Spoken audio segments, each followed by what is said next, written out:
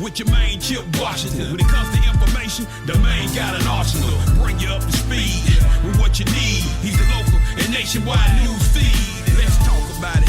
Dialect to do something about it. Chip got the flow wide open if you got questions about it. Man, it's the show that brings you to your raw. To solve all problems, it starts with real talk. It's real talk. It's real talk. It's real talk. It's real talk. It's real talk. It's real talk. It's real talk. It's real talk. It's real talk. It's real talk. It's real talk. It's real talk. It's real talk. It's real talk. It's real talk. It's real talk. Yeah. Welcome to Real Talk with your host, Chip Washington.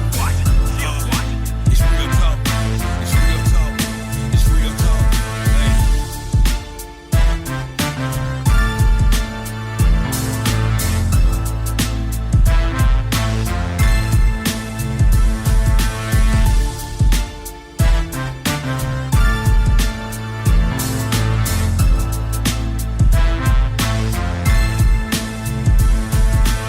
And here we go. Here we go. On this Monday evening in the city, it is May 12th, 2025, 6 o'clock p.m. straight up, which means it is time for an all-new and live Real Talk Memphis. I am your humble host. My name is Chip Washington. Glad to have you with us this evening. Yeah, we've seen a lot of rain here, kind of off and on all day long, but I think the rain is finally moving out and the sunshine is moving in. Everything is going to be okay. Glad you could make it for this evening's show. We have three great guests in studio with us this evening. Actually, two of them are actually in studio, and the other one will be joining us on Zoom a little bit later on. We'll get to all of that in just a few minutes. Of course, if you're listening to us now, you're listening to us on 91.7 FM WYXR. That is, of course, our flagship station. You can also find this show on the WYXR app. We are on the TuneIn app as well. And we are live streaming this evening on Facebook Live, so you can check out the show if you choose to do so. Now, the next day or two, once the show is posted, a little later on this week, you can hear us on YouTube. We'll be on YouTube. And, of course, as the show is a podcast, you can catch us wherever it is you get your podcast. There you go. Plenty of opportunities, plenty of options available for you to check us out, watch us, see us, and the whole 9 yards. We do have a good show for you tonight. We are going to be speaking in just a couple of minutes here with our DA, Shelby County DA Steve Mulroy, joining me in studio. Of course, we are all still reeling from what happened last week in the state trial of Tyree Nichols. We're going to talk to our DA about that. And, it is, for many of us, including him, a bit of a shock as to what the jury did. But we'll have that conversation in just a few minutes. A little bit later on, we're going to be talking to the CEO of the Daily Memphian. I'm sure many of you know what that is. And his name is Eric Barnes. He will be joining me in just a little bit as well. And he's also host of Behind the Headlines, by the way. And a little bit later on, we will be talking to the president and CEO of Leadership Memphis. His name is Dr. Bobby White. So, yeah, we have a loaded show for you this evening. And again, thank you all for being with us, and we hope that you can stick with us for the next 60 minutes because I think, as always, you will learn something. I like to think that people learn a few things when they watch this broadcast or listen to this broadcast, so that's a good deal as well. Before we get into all of that, we will do what we always do, which is shout you out. You know, there's another month of birthdays and another month of celebration. We like to do this little thing called the shout out, which is what we do. And of course, we shout you out across the country, let people know that it is your birthday, that you made another trip around the sun. And we are glad about that. But I can't do that until I say, hit it, Bren. Happy birthday, happy birthday, happy birthday going out to the following folks. Lisa Lee, celebrating her birthday today. Happy birthday to Harriet Waters, long time, wonderful friend of mine, celebrating her birthday today. Happy birthday, Tracy Jeffries. I see you, Jeffrey, celebrating your birthday on this day. Happy birthday to Judy Tate, to Brenda Dillard, Audrey Elion, celebrating her birthday today. Happy birthday to you, Gail Rose, to Michael Stephen Moore. Happy birthday, Monica Smith, and Chuck Weddingmeister, all celebrating birthdays on this May the 12th. From all of us here at Real Talk Memphis, we are very happy that you made it another trip around the sun and celebrated your birthday. I hope it's been a day full of fun and love and laughter. And, of course, all of us hope to be with you next year as you celebrate your next trip around the sun. Somebody told me, the rumor has it that my birthday is sometime this month. It's not today, but sometime this month. So hopefully I can be around here to celebrate that between now and the end of May. All right, let's take a look at some news and notes on this day. Of course, since we last saw you or last spoke to you last Monday evening, of course, the state trial is now over of Tyree Nichols, and all three former officers were declared not guilty by the jury on all charges. The next phase will be the sentencing in the federal trial, which I believe should happen sometime next month, and then after that, there will be the monetary aspect of the trial as well. So for a lot of us, very surprising verdict, and very stunning. And a lot of us, are going through a myriad of emotions about all of this. Yours truly included, in reference to it. And as I said, if you just now clicked the radio on, our DA kind enough to join me this evening, Steve Mulroy, will be talking with me in just a couple of minutes. Say hello to the new Pope, ladies and gentlemen. The first American-born Pope in the history of all of this was selected last week. His name is Robert Prevost, but you can call him Pope Leo the 14th. That is the name that he chose, and he is the first Pope, as I said, ever to be elected from the United States of America. He's a Chicago native, and he's also a Peruvian citizen, where he served for over 20 years there. He was a bishop there for a very long time. A lot of folks seem to be very pleased with this selection, and he's in there now, and he's 69 years old, so he's younger than the last two or three popes that were selected as well. So congratulations to him, Pope Leo the 14th. All right, many of you will probably, and by the way, not to dampen any of this right now, but I hope that all of you mothers was celebrated in the way you should have been celebrated yesterday, as yesterday was Mother's Day. And I hope that you had a lovely time when your family took you and spoiled you and showed you just how much you mean to them with all of the love and everything that goes along with that. I hope you all had a wonderful, wonderful, wonderful Mother's Day celebration. Some folks who were a bit shook up yesterday afternoon in reference to all of this. Of course, speaking about the shooting that happened at J. Alexander's restaurant on Germantown Parkway yesterday about 6:30 or so, man walked in displaying a gun, approaching his ex-girlfriend, displaying a weapon. There was some words exchanged between some other folks that got into it. And the man did not fire a shot, thank God, but he walked in. Everybody saw the gun. He was holding the gun by his side. So there you go. He was announcing himself. And apparently at some point, everyone resorted to getting under their tables at that restaurant. I can just imagine how all that went on yesterday. No one was hurt. Thank God, thank God, thank God. The suspects, it was a male and a female suspects that the police are looking for right now. They escaped.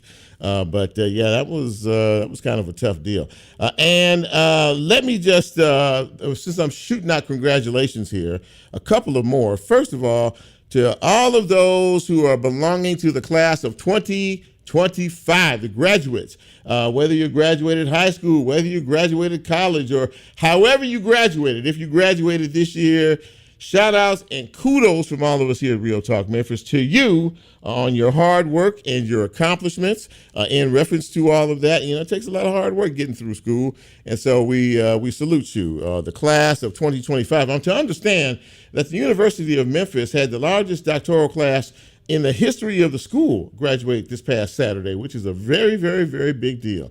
And again, we salute you and congratulate you on all the hard work and effort. Now, get out there and find a job, right? That's what's next.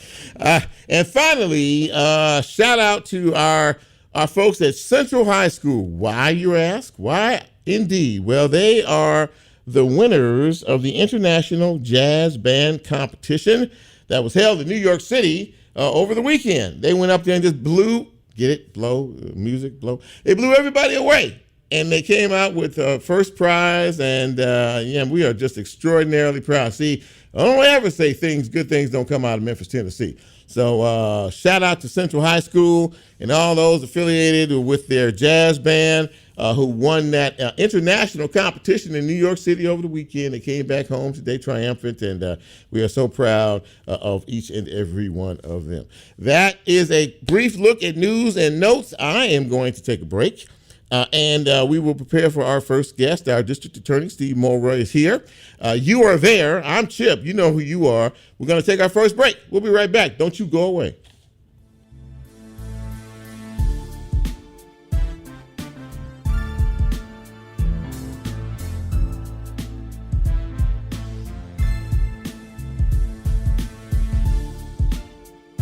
If you like Real Talk, here's a way you can get involved. Do you have a show topic idea or suggestion? Want to be considered a guest or have a guest idea? Then send Chip a message on his Real Talk show page and you can be a part of the Real Talk experience. So as he always says, go out and tell somebody. We'll be right back.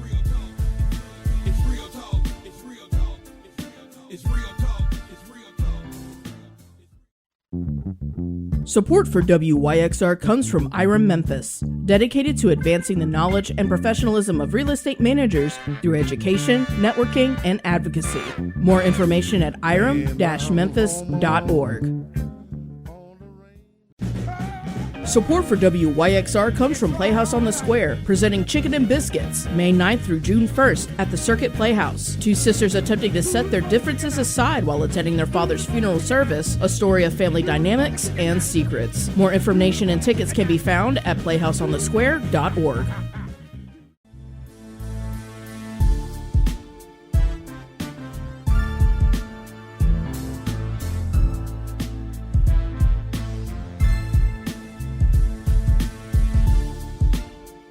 Get Real Talk on the TuneIn mobile app under WYXR, and he's now streaming live on Facebook. And you can also catch a rebroadcast on YouTube. Just put WYXR in the search box and hit subscribe. Now back to more Real Talk with Chip Washington.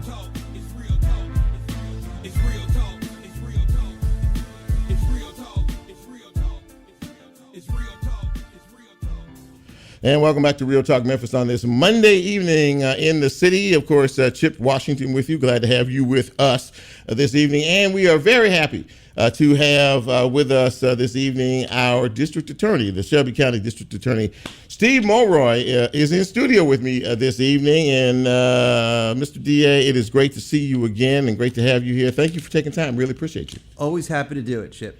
Well, thank you, sir. And of course, many of us still talking about and thinking about the state trial just ended in the Tyree Nichols murder case. 3 officers, of course, were on trial in reference to that.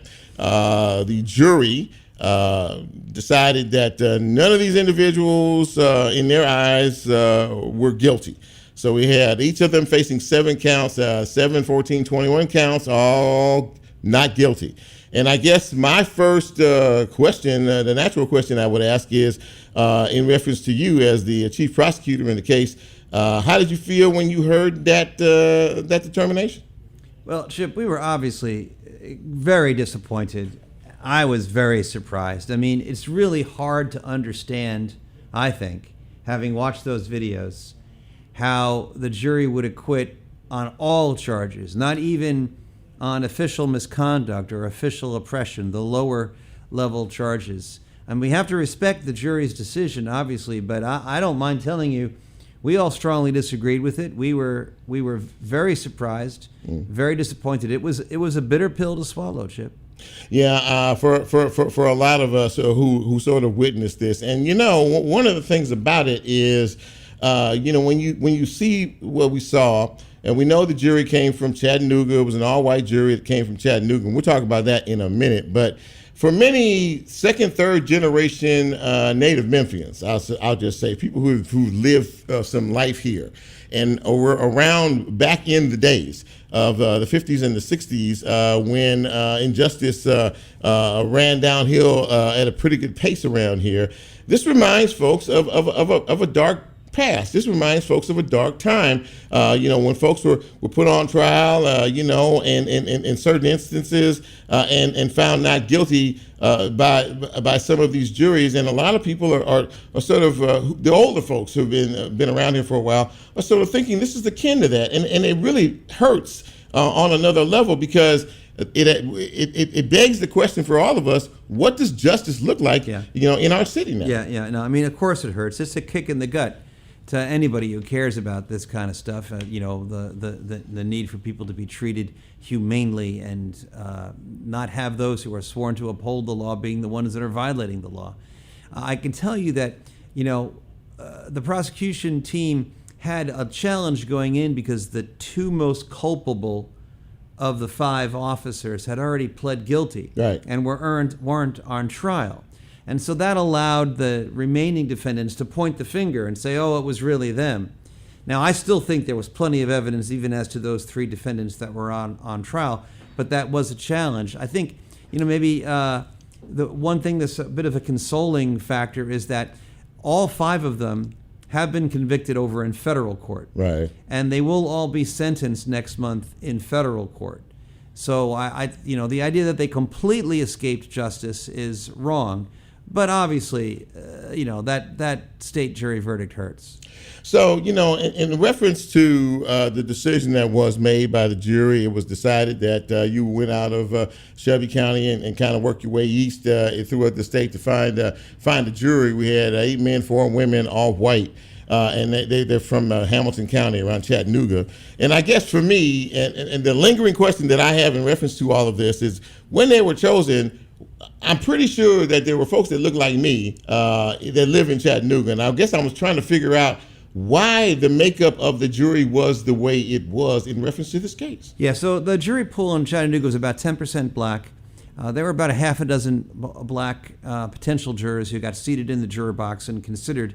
All of them happened to have excuses, reasons, school, work, health, why they couldn't serve, and the judge excused them. Now, the judge, who himself is African American, excused plenty of white people, too, who had similar reasons. At the end of the day, when the jury was picked, there was one black person and I think one other person of color who were actually on the jury, came to Memphis and sat and listened to the testimony. But over the course of the trial, each of them at various times ended up developing health issues and were excused. Mm-hmm. And so when the dust settled, you had an all-white jury. Now, obviously, that's not ideal in a case as racially fraught as this one, but really, Chip, that shouldn't have mattered because the evidence was really compelling, in my view. If you take a look at that video evidence and you listen to the testimony, there should have been convictions of at least some of those charges. So, you know, again, it's hard to take, but at least all of them are facing some sort of justice over in federal court. Yeah, that is true, and I think that I guess that is the saving grace. But when you think about the family, the mother and of course the stepfather, Mr. Wells, and everybody affiliated and associated with that family, I mean, again, just an absolutely stunning verdict. When you saw the jury, the makeup of the jury, the final makeup of the jury, were you anywhere in the back of your mind thinking to yourself, well, there could be something here one way or another, or did you just feel like as you said earlier, that the evidence was compelling enough for them to even be able to see and make a decision? I mean, in the back of my mind, sure, did the thought never cross my mind once that it would have been better had we had a more racially diverse jury? Of course it did. But nonetheless, given the overwhelming nature of the evidence, I thought there was every chance that we would get convictions on at least some of those charges. And when even the felonies, even the official oppression and official misconduct ended up not guilty, I was genuinely astounded. And, you mentioned the family. I got to shout out to the family. They showed extraordinary grace throughout this process, as much of an ordeal as it was. Yeah. And that day in the courtroom, they were stoic when they heard the verdict. And, in their remarks, the next day at that rally in front of the Civil Rights Museum, I thought, they went out of their way to praise our trial team. They could have pointed fingers, but they didn't. They said they understood we did our best. We tried, the trial team gave it their all. They obviously had a problem with the jury and the decision that they made, but they weren't pointing fingers at us, and I appreciated that. Yeah, absolutely. They had high praise, as a matter of fact, for the prosecution team. They said you all worked and you did absolutely the best that you could in terms of all of this. And when you think about all of this, and one of the things that people have been talking about now that this is past us is the number of individuals that were called as witnesses. The prosecution, I think, had 17. Not the prosecution. The defense team had 17, and you all had 5. What was the thought process there? You don't. Anybody who's done jury trials knows you don't just add it up that way. You don't say, oh, they had more witnesses, so they had the stronger case. Remember, there were 3 different defendants and 3 different defense teams. Each of them called a couple of witnesses, and so when you added it all up, they got to 17.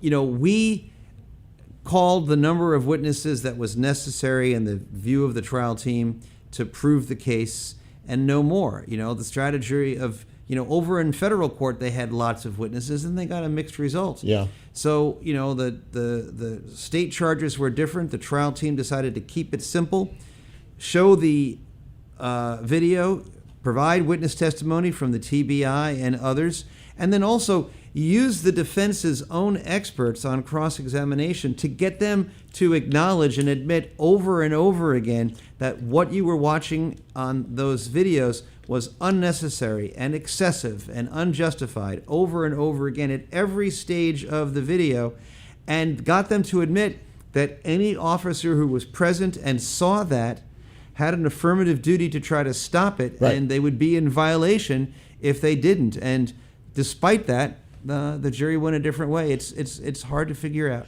You mentioned the federal case, and of course, even when the verdict came down in the federal case in terms of charges, I remember you saying you were a bit surprised, as were the rest of us, that some of the things that we thought would be added into all of that weren't.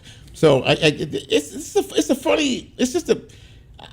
not funny in a ha-ha way, but it's funny in the dynamics of how these trials really work, isn't it? Yeah, I think it makes me concerned and makes me think we have a long way to go in this country to understand what the duty to intervene means in law enforcement, and that it really is the case that, even if you're not the one actually throwing the kicks and throwing the punches, if you're the one that's holding on to the victim while those kicks and punches are being held, if you're the one that sees it and never says anything and never tries to do anything to stop it, and you don't adequately report to medical personnel exactly what happened, that's a basis for liability too, and the law is clear on that. I wish it was clear in the minds of the jurors. One of the things that you have been fighting for and talking about for a long time is this situation. We've seen an increase in criminal activity in our city here recently, and a lot has to do with these young folks. But in terms of bail and in terms of assigning bail to particular cases, I know that's something that you've been talking about for a long time now. The parity in all of this. Yeah. Do you think that we are starting to head in the right direction, or is that a fight that you are continuing to fight in terms of who stays in jail depending on the charges against them and how all of that goes? No, I think there's room for improvement, but I think there are improvements that are being made.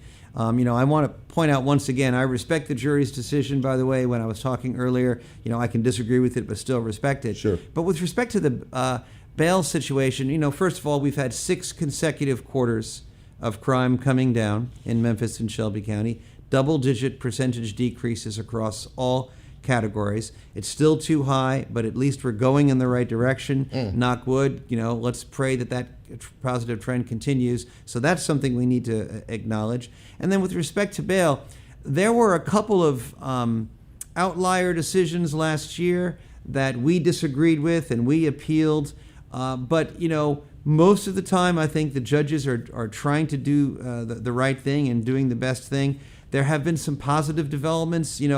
I cooperated with local law enforcement and the judicial commissioners and the pretrial services to get better information to the judges and judicial commissioners so they can make better bail decisions. So information from law enforcement like gang affiliation and difficulty in apprehending them that might lead to risk of flight. We're getting more comprehensive information about the criminal records of those defendants. We did that last year in cooperation with Mayor Harris. And now there's an ability for us to use juvenile court records as well in adult court when we're setting bail. So I think there are positive trends. We're all working on it, and I'm hoping things will continue to improve. A man that I guess you called at one time your friend, Senator Brent Taylor, who's been coming after you for quite some time now. Yeah. He took this thing to a higher court, and the higher court said nothing to see here. Yeah. And I guess I wanted to get your take on that situation. Of course, he has some things to say about this trial as well. But I mean, in terms of that situation, and last time you were here, you were saying this is an assault. This has been an assault on DAs across the state. Absolutely. But in reference to across the country. Really. But in reference to that, you must feel good about the fact that take it to whatever level you take it to, and you see what happened. In terms of do I feel vindicated? Yes, I feel vindicated. I note that Senator Taylor boldly promised last summer and last fall that he was going to have the legislature remove me and investigate me, and he was relentless. And yet his bill to have the legislature investigate and me for possible removal didn't advance at all. It didn't even get a hearing in committee on either the House or the Senate side. And that's because he couldn't get the votes. And then towards the end, he pivoted with this, face-saving bit of window dressing where he said, well, we're going to do a non-binding resolution asking the Supreme Court to investigate me and 2 other DAs. And that really was a bit of face-saving window dressing from a guy who couldn't get the votes in the legislature to do what he had so boldly promised he was going to do. And on top of that, his ethics complaints that he keeps filing against me keep getting dismissed. He had all these complaints supposedly about our finances, and yet the Comptroller General did a financial audit and gave us a clean bill of health. The U of M did a study on bail, which I think vindicated my views on bail and showed that his signature bail statutes didn't really accomplish all that much. And there was a comprehensive study of the Shelby County criminal justice system by the Comptroller General's office that didn't criticize us at all. Mm-hmm. So I think when the dust settles, I've been vindicated, and he spent a lot of time, wasting my staff's time, responding to his requests, distracting my office, making it harder for us to do our job. I don't think these last 10 months have made us safer. In fact, quite the contrary. Last question before I let you go. In the aftermath of this state trial of Tyree Nichols, and how folks are feeling, probably including yourself, obviously, as you stated, what is your message to all of us as citizens of Memphis and Shelby County as pertains to law and order and the fight to do what's right? So a couple of things by way of consolation. First of all, the people of Shelby County have to know that this district attorney's office is going to vigorously prosecute any violations of the law by those who are sworn to uphold the law. Mm-hmm. And we are not going to be discouraged by this hard to understand verdict. And so, please be assured that we will be on the case to make sure that we prosecute all cases of excessive force, police brutality, other types of police misconduct, just as we will vigorously enforce violations of the law by those who are not police, right? But I think if there is any other silver lining that we can derive from this essentially very dark cloud of not only the offense itself, but this most recent jury verdict, right, it's that we have to recommit ourselves to the cause of police reform. The city of Memphis has set up this committee, managed or chaired by former Judge Bernice Donald, who I have a lot of respect for. Right. I think she's well respected. And I think we need to redouble our efforts to make sure that there are systemic reforms that are put in place going forward to make it less likely that tragedies like the Tyree Nichols killing will ever happen again. Well, listen, man, thank you so much for taking the time and coming in and visiting with us this afternoon in our audience. I've been, a lot of us have been bothered by it, and I know you have as well. The fight continues. Absolutely. What you have to say. Fight continues. Shelby County District Attorney Steve Mulroy, ladies and gentlemen, thank you, sir, for coming in and being with us this evening. Really appreciate your time, like always. Thank you, Chip. Take care. You too. There you go, ladies and gentlemen. DA Steve Mulroy talking to us about this trial and some other things as well. We really appreciate his time, and thank you so much for coming. Let's take another break. When we come back, we will prepare for our next guest. This is Real Talk Memphis. I'm Chip. You know who you are. Don't go away. We'll be right back.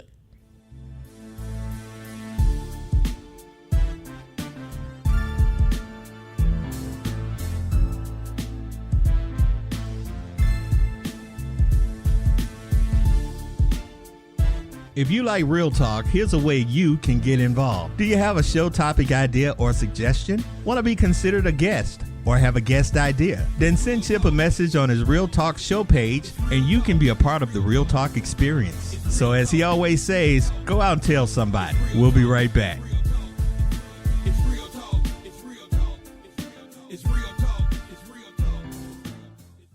Support from WYXR comes from Sunset Jazz at Court Square, a free, family-friendly concert series presented by Just Jazzin', downtown Memphis and City of Memphis. Held every second Sunday from May through October, this annual event brings the smooth sounds of Memphis jazz to the heart of downtown at 62 North Main Street. Each show spotlights local talent in a wide range of styles, from straight ahead to swing. More information can be found at sunsetjazzmemphis.com.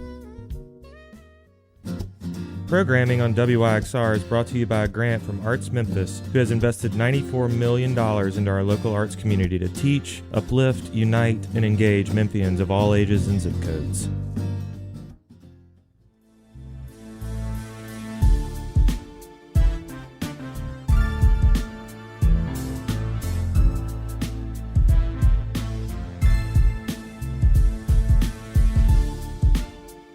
Get Real Talk on the TuneIn mobile app under WYXR, and he's now streaming live on Facebook. And you can also catch a rebroadcast on YouTube. Just put WYXR in the search box and hit subscribe.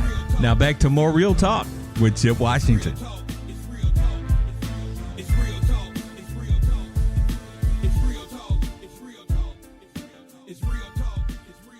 And welcome back to Real Talk Memphis on this turning out to be a beautiful Monday evening in the city. Chip Washington with you.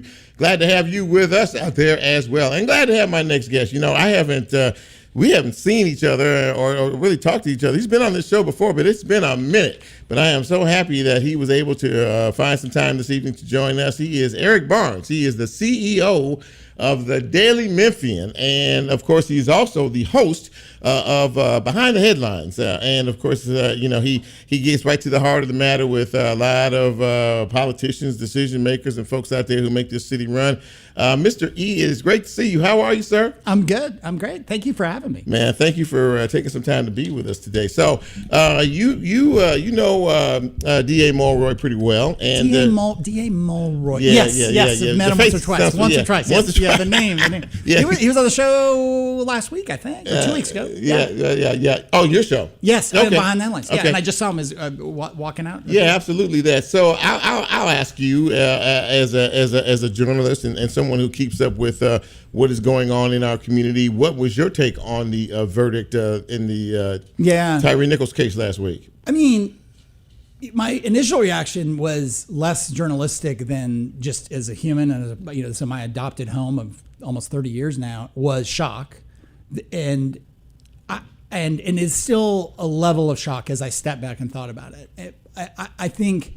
I mean, I'm not a columnist, I try not to give too much of my opinion, but this is sort of my take on it. Was I had to step back and remind myself that it was only 3 of the 5 police officers. Right.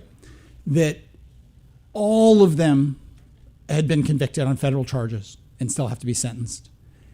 And I got the point that I think the DA made, and certainly in a statement after it, that the way the legalities work, and I'm not a lawyer, was they could sort of say, well, these two were clearly the biggest offenders, and these two were just standing by. Right. What I can't really get my mind around is, at a minimum, the idea of official misconduct, and there were 2 or 3 charges of official misconduct. Yes. They were found, all 3 were found not guilty of them. Yes.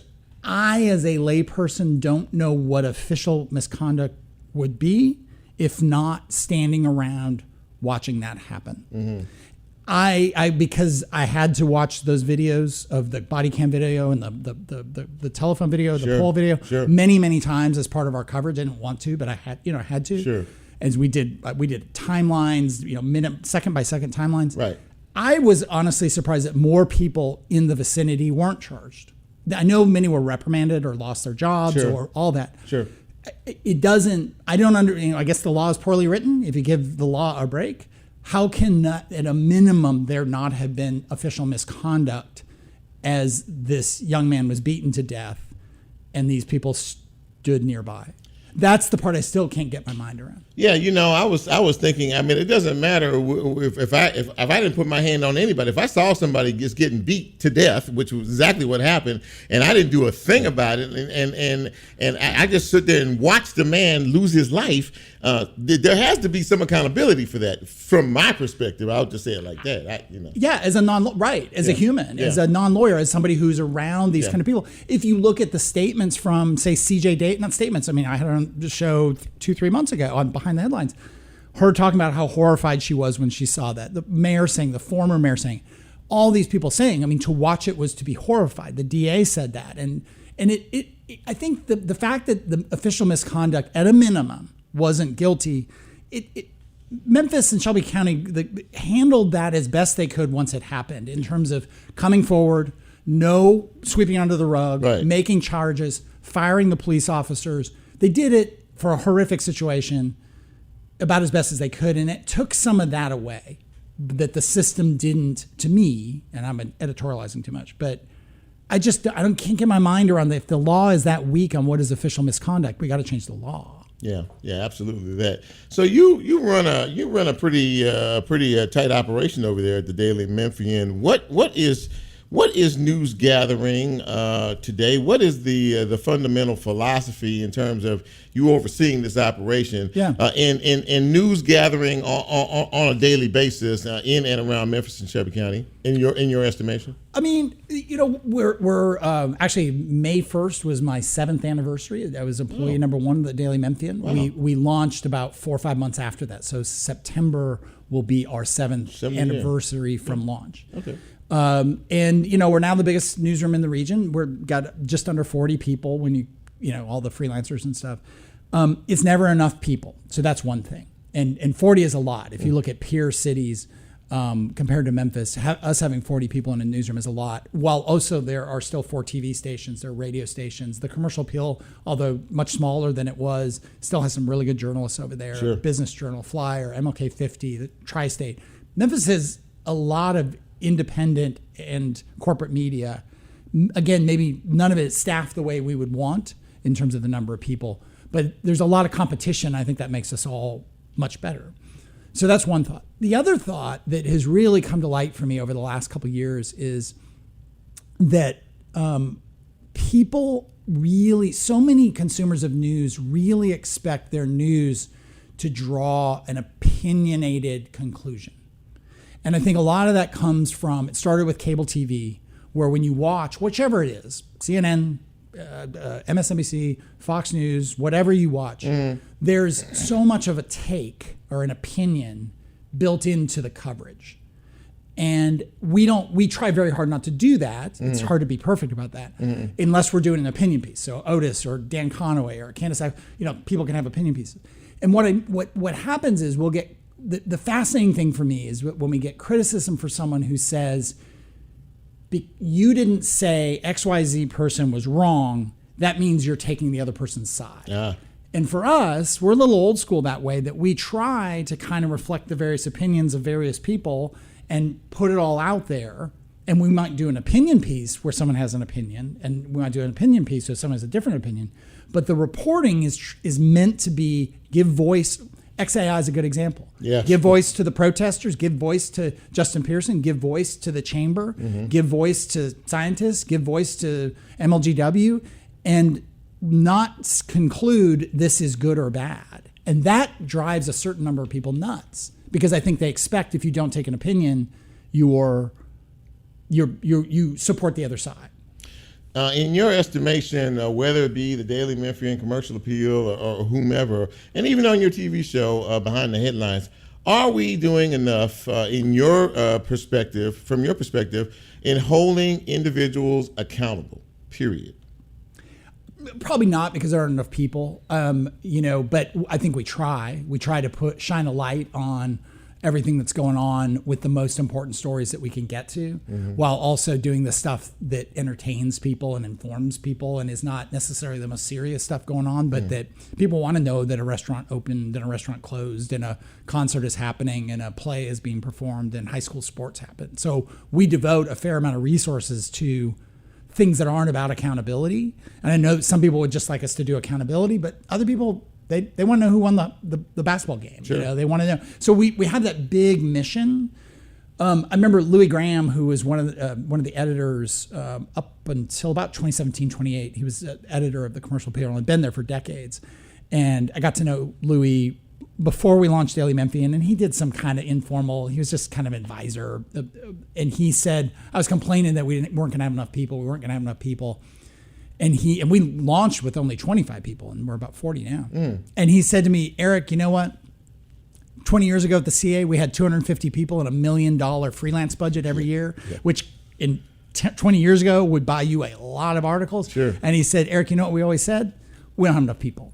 You'll never have enough people. But we really don't have enough people now. And I think so we try to hold people accountable. We try to hold government leaders, business leaders, people in authority, but it's tough to balance all that. And accountability for us is not the same as saying somebody's wrong. It's about shining a light on them and letting people draw their own conclusions with enough information.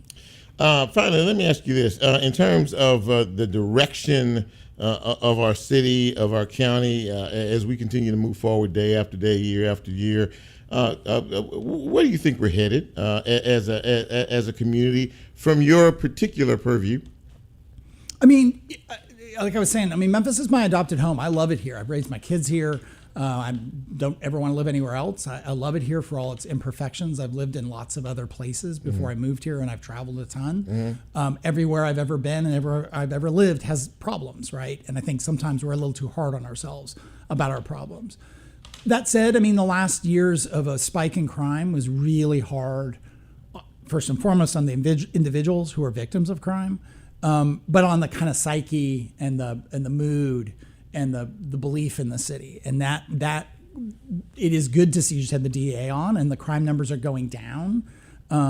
They're still too high, but they are going down. And I think that is a huge issue.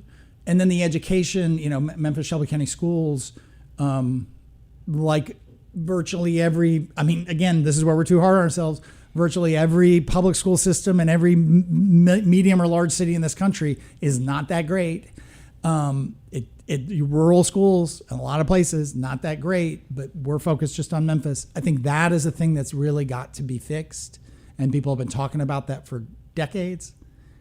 And yet also, if you look at individual schools or individual classrooms, you can find a lot of success stories. And I think it's tough to report on that stuff and focus on that stuff when there's so much trouble and turmoil at the top of the system. So I feel great about the city, but I think that's not the same as saying everything's fine and we can just coast. We should just strive to be the best Memphis we can be. Eric Barnes, ladies and gentlemen, CEO of the Daily Memphian, host of Behind the Headlines. It is good to see you, my friend. It's been a while. Thank you for having me. Thank you for your insight. We're going to get you on Behind the Headlines. We just talked about that before we started. That would be fun. I'll come clean the floors and do whatever No, I need to do. Stop it. Stop it. Thank you, my friend. All right. Thank you, man. Thanks for having me. All right, Eric Barnes, ladies and gentlemen. Let's take our final break. And when we come back, we will continue. We're not done yet. Don't you go away. Talk to you soon. Bye.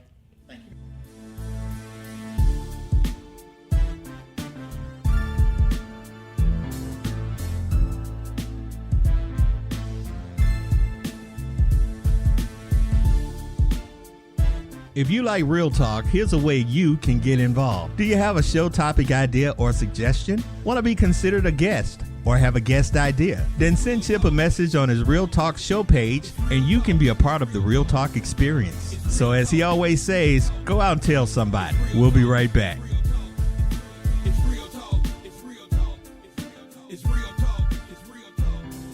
Did you know when you purchase a specialty arts license plate, you're supporting the Tennessee Arts Commission and organizations like WYXR? It's easy. Just take your old plate to your county clerk and swap it out, or choose the arts plate when it's time for renewal. Show your love for WYXR and other Tennessee arts organizations by visiting tnspecialtyplates.org. Did you know you could donate your vehicle and support WYXR at the same time? We offer free pickup and it's tax deductible. Go to cars.wyxr.org to donate your car today.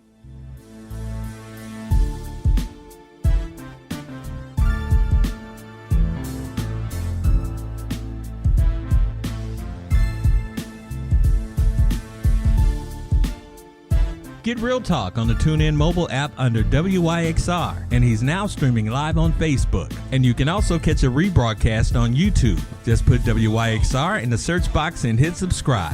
Now back to more Real Talk with Chip Washington.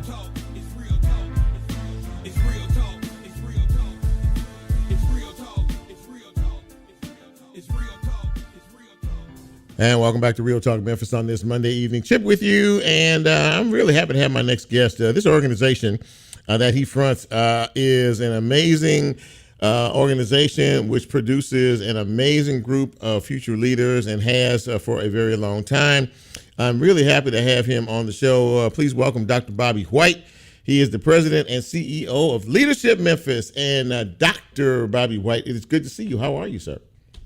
Man, I'm great. Thank you for having me, Chip. Well, listen, man, thank you for taking some time to come on the show. And first of all, for people who don't really know about, who may have heard of Leadership Memphis, kind of on the surface, tell folks what the organization really is all about from your perspective. Yeah, so I first want to just say you're having me on the show with the previous guest and the heavy topic that you had. It kind of leads to a perfect segue in my mind for what Leadership Memphis is all about. Okay. You know, so our vision is like to promote a thriving and healthy Memphis, right? The type of Memphis that we all can be proud of. And, you know, some of the things that's happened, sometimes we're not so proud of our city, right? But Leadership Memphis is that this arm of leaders, professional development organization that provides leaders with the opportunity to grow. Our organization consists of two tracks. Our fast track program, which are our emerging leaders, folks in the mid-level of their careers. And then we have our executive program, which are our C-suite folk that are at the top of the tier as it relates to their leadership. And so what we do is we focus on four main pillars as it relates to this training for these leaders. The first is we connect leaders to civic knowledge and resources, right? Secondly, we practice collaborative leadership through community action projects. And as I talk a little bit more, you'll understand what that means. And we thirdly, exploring personal leadership pathways. Explore your personal pathway towards leadership, right? And we facilitate opportunities to learn, grow, and be mentored by peers. So how the program works is folks go through our training and they are connected to different communities in our city. Okay. So we know you have Orange Mound, you have Fraser, you have Hickory Hill, you have Whitehaven, you have all these communities. They're connected to these communities and they learn about the different things that are happening within that community. Yes. And then connected to the things that will afford them the opportunity to be able to impact those communities. So in the training sessions, in the professional development, they are taken through sessions around government, city planning, education, economics, arts and culture, health and wellness.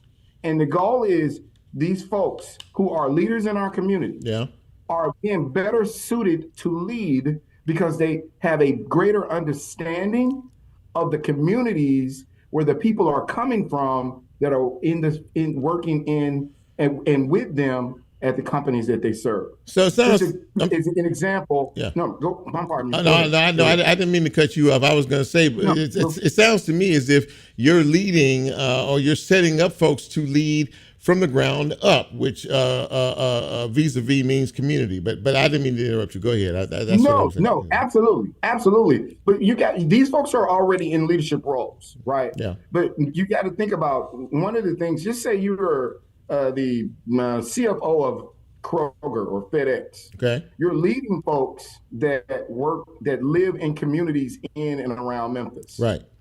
If you understand those communities, you're then better able to understand how to lead with, manage, and support the folks that work with you because you understand the plight of the community that they're in, right?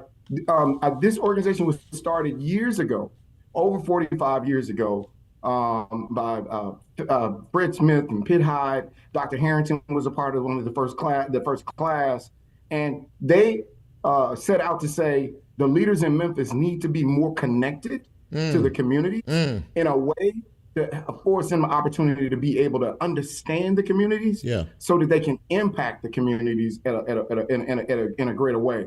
I think it's a special organization in that many cities are not thinking about that the executives who are leading the organizations in our city and how they may be so disconnected from the people that actually work for their company. Right. Yeah. So, that's a great that is an absolutely wonderful philosophy. I mean, it's like ground floor stuff. It's like, you know what, you may be in a position, of leadership, of authority in various places, but unless you're connected to the root of the individuals that you teach and that you oversee rather on a daily basis, unless you understand their ground floor, then you're really not that successful as a leader. It sounds to me like, you're opening. I mean, it's challenging to lead when you don't know the people that you're leading. There you go. Or you don't know the community. That's big. The community that you are a part of. And so the other arm of our organization is Volunteer Memphis, right? And so what ends up happening is this alumni network of over 4,000 people now, since this organization has been in existence for over 45 years. Yes, sir. This alumni network then are connected to all of the volunteer opportunities that speak to their passion, right? And so once folks leave our program, they are always updated on volunteer opportunities so that they are able to continue on with the work. Not just, so I'm familiar with the folks that work with me, the communities that they come from, but now I'm also connected to the volunteer piece of the things that happen in our city. I find people don't know that we are a part of the Red Cross. And if there is an emergency in Memphis, then they reach out to us.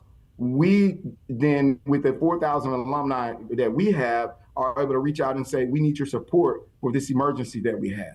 It is a powerful organization, and I'm not sure if we have tapped into the power of the alumni base, and that's my major goal with me being on the job 6 months now. Right. Is to activate the alumni network. Chip, everyone in Memphis who is somebody has been a part of Leadership Memphis. Mayor Young, I can just go down the list of all of the who's who in Memphis. Sure. They've all been a part of Leadership Memphis. And so we have this powerful network that are connected to volunteerism and connected to civic engagement and an understanding of what our city needs. And I just see us now as we move forward as us being the conduit to support all of the challenges that we have in our city with the brains and the minds and the expertise that the alumni base has. Well, listen, man. I tell you what. This is you're leading it the right way. I mean, because you're starting this thing. Look, if you don't know the people you're leading, it's kind of hard to lead. And of course, that with the volunteer component makes for a more complete city. And the people that you're grooming in these positions moving forward are going to be making even greater impact. Dr. Bobby White, ladies and gentlemen, she's the president and CEO of Leadership Memphis and Volunteer Memphis, doing a great job. Bobby, they got the right one, and I'm I appreciate that. Yeah, I appreciate that. Some days I'm not so sure. That's all right. Yeah, I know that feeling too. But thank you for taking some time to come on the show, my friend. I really appreciate you, man. Thank you so much. Thank you, guys. Have a great rest of your evening, man. You too, my friend. Thank you so much. Bye. There you go, ladies and gentlemen. You can't lead if you don't know. You got to get to know folks, and if you're in a position of leadership, you need to get to know the folks that you are leading. That makes it an even more complete circle. So congratulations to Dr. Bobby White, and all those folks at Leadership Memphis. And as Bryn plays us out, it's been a great show tonight. I hope you had a chance to check it out. If you didn't have a chance to check it out live, it will be on my page. It's on Facebook Live, and it's a podcast, so you will be able to hear the show in its entirety, of course, once it's posted in the next couple of days. Meantime, don't touch that dial, because up next, our very own Bryn Butler, ladies and gentlemen, host of Event Horizon, is right around the corner. And Bryn will take you on a magical musical ride for 60 minutes from 7 to 8 o'clock. Please check him out. Please support him, because when you support him, you support all of us. So thank you again for being a part of what we do each and every Monday evening. If you like what we do, go out and tell a friend. In the meantime, in between time, please be safe, please be careful, watch out for yourself, and watch out for other folks. And for all of us here at Real Talk Memphis, for lovely Lola, for Bryn, host of Event Horizon, and yours truly, take care, be safe, and we are out. Talk to you soon.